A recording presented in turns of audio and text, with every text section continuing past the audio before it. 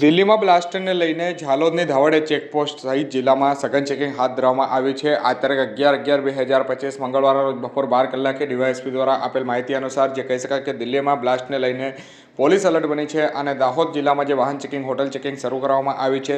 જિલ્લાની આંતરરાજ્ય બોર્ડરો પર પણ સઘન ચેકિંગ હાથ ધરવામાં આવ્યું છે। ઝાલોદ તાલુકાની જે ધાવડે ચેકપોસ્ટ, ટુટીકંકાસા ચેકપોસ્ટ, ચાકલિયા ચેકપોસ્ટ તેમજ દાહોદની જે ચેકપોસ્ટ સહિતની જે ચેકપોસ્ટો આવેલી છે તે પર સઘન ચેકિંગ કરવામાં આવી છે।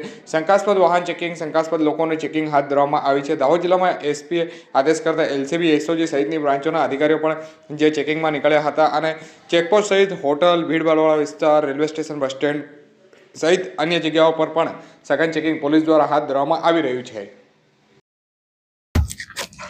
ગઈકાલે દિલ્હીમાં જે કારમાં બ્લાસ્ટ થયો જે અનુસંધાને ગુજરાતમાં રેડ એલર્ટ આપેલ છે।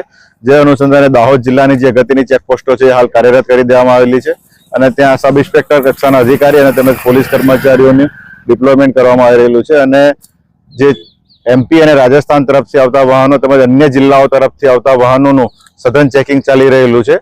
3 વ્હીલર, 2 વ્હીલર, 4 વ્હીલર તેમજ લક્ઝરી બસોમાં કોઈ શંકાસ્પદ વસ્તુ મળી આવે એ અનુસંધાને સતત ચેકિંગ ચાલી રહેલું છે।